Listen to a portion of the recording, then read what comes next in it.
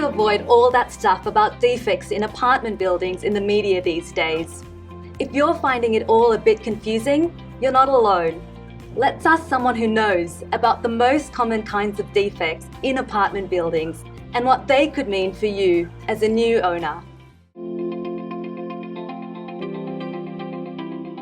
Do all buildings have defects? Are they a part of life, and is it different from old and new buildings?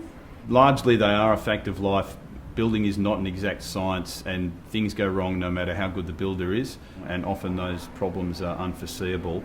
The difference between new and older buildings is that with newer buildings, an owner's corporation can often ask someone else to pay the cost of rectifying their defects, so they tend to be more active in getting reports and finding out what those problems are. With newer buildings, owners' corporations do have warranty periods that they can use to try and hold someone else responsible for rectifying their defects for them. So owners' corporations tend to be more active for new buildings. For older buildings, they still need to find what the problems are because they have to maintain the buildings, but they will normally have to strike a special levy to pay for the rectification cost.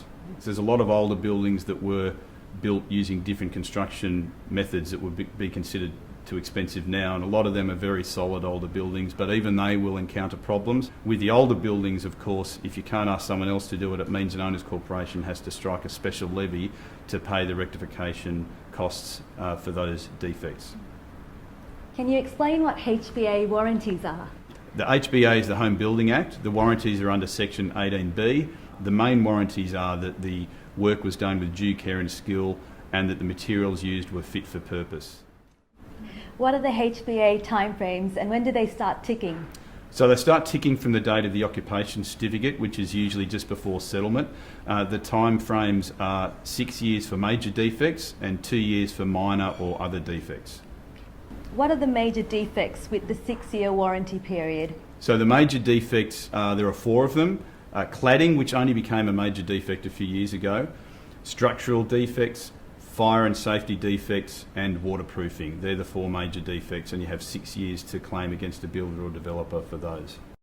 Do you have examples of fire safety defects?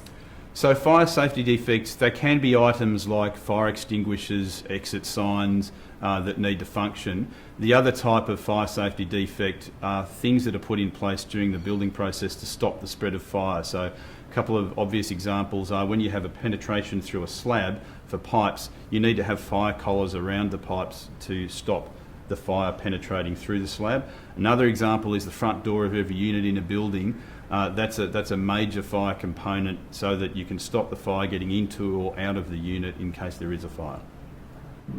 How can you have fire safety defects in a new building?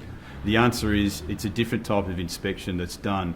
The most common fire safety defects in new buildings are the ones that are there to stop the spread of fire, so front doors of units and the fire collars around slab penetrations. Sometimes that building work just wasn't done well enough. For example, there might be gaps in a front door coming into a unit that would allow the fire to go through. There are strict controls for that, and if those controls aren't met, then the builder or developer should be asked to come back and fix them.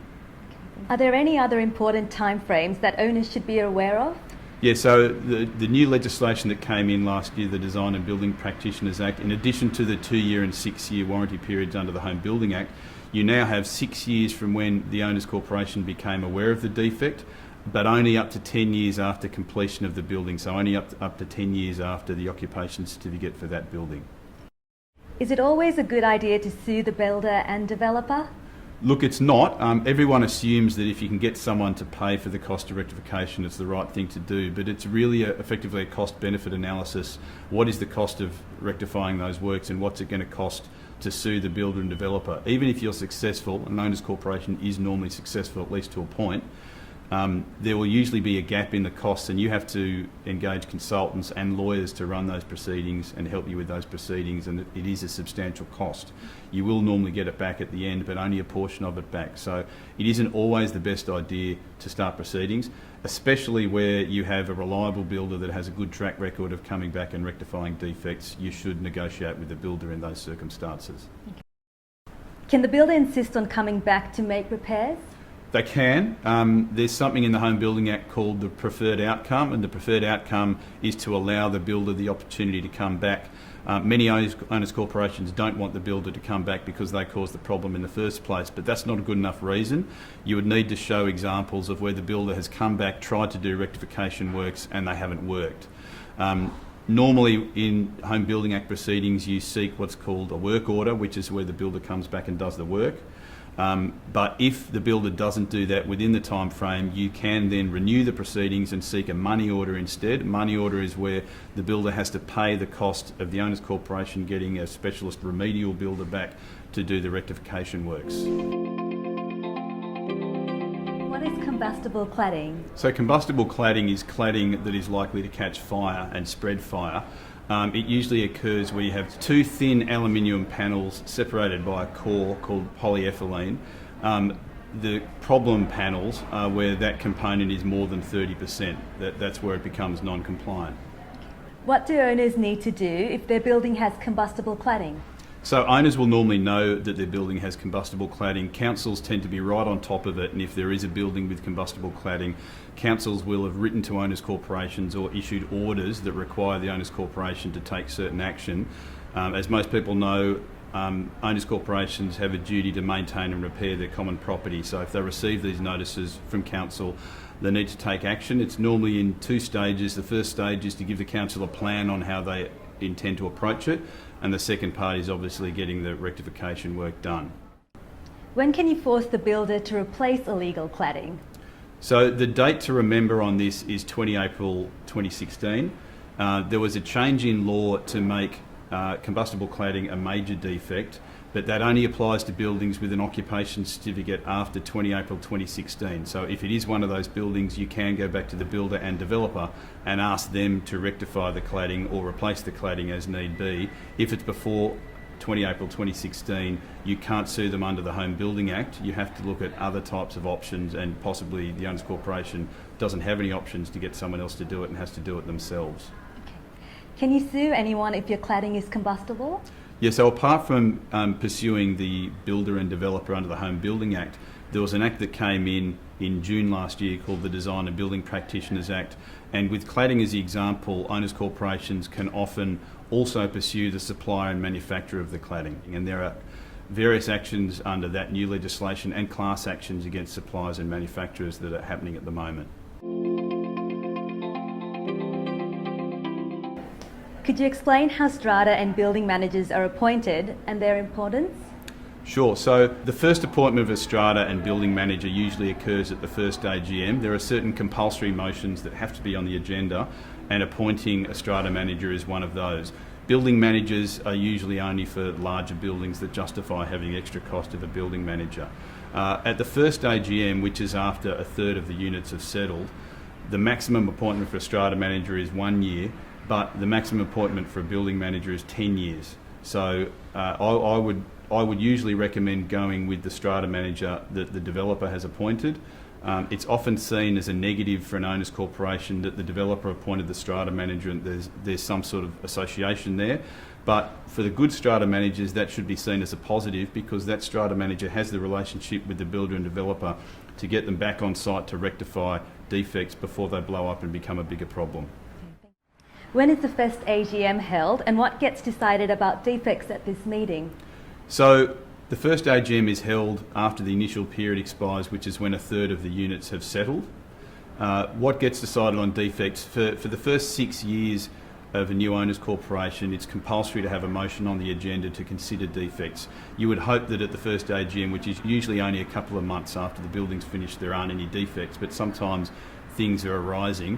The more important general meeting, AGM, is the second AGM a year later. That's the last AGM that an owners corporation will have before the minor defect period expires, which expires after 2 years from the occupation certificate.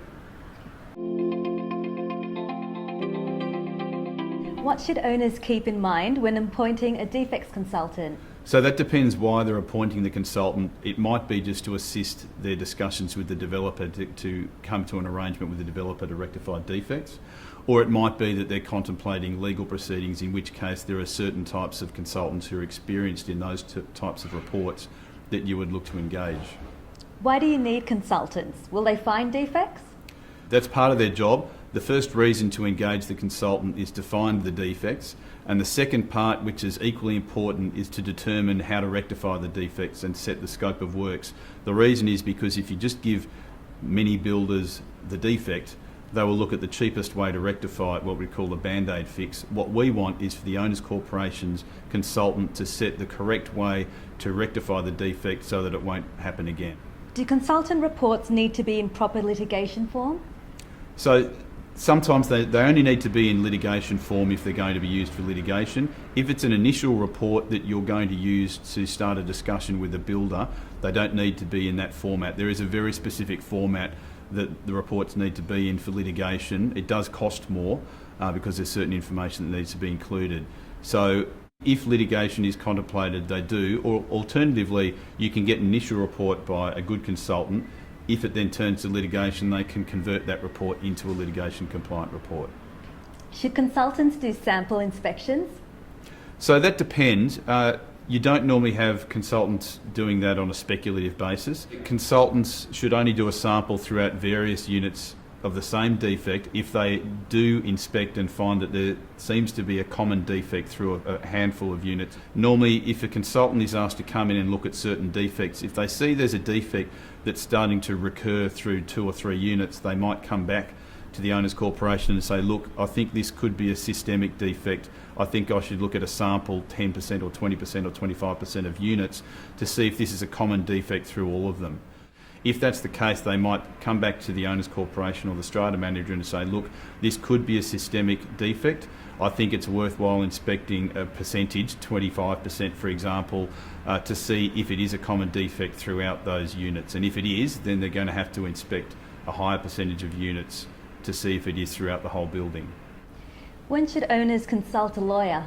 So I've got a bit of a vested interest in that question, obviously. But look, I would say early in the piece, usually, a good lawyer will help guide you through the process and avoid unnecessary costs. I would say one time when you don't need to consult a lawyer is where you have a good relationship with the builder, you understand what the defects are, the builder has a good record of coming back and rectifying, and there isn't a warranty period that's about to expire. If there is a warranty period that's about to expire, even if you have a good relationship with the builder, I would recommend getting a lawyer involved to protect the Owners Corporation's rights in case with some builders, once the warranty period ends, suddenly the builder isn't so helpful anymore.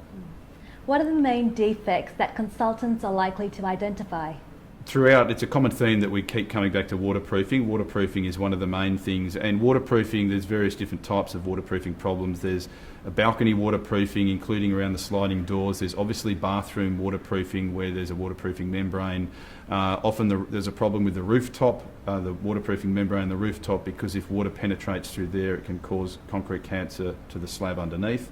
And around windows outside. When you're in defect proceedings, other types of defects that often come up are hydraulic problems with the flow of water or insufficient drainage, and also fire and safety defects are a common one as well. Can one consultant cover all defects? So the answer is no. Sometimes one company might have different types of consultants that work for them that cover them all, but one consultant won't. Normally, an Owners Corporation would start off with a general building consultant. They will look at waterproofing, they'll look at cracks and obvious visual things. They often come back to the Owners Corporation and identify other problems and say, I can see there could be a structural problems, you should get a structural engineer in.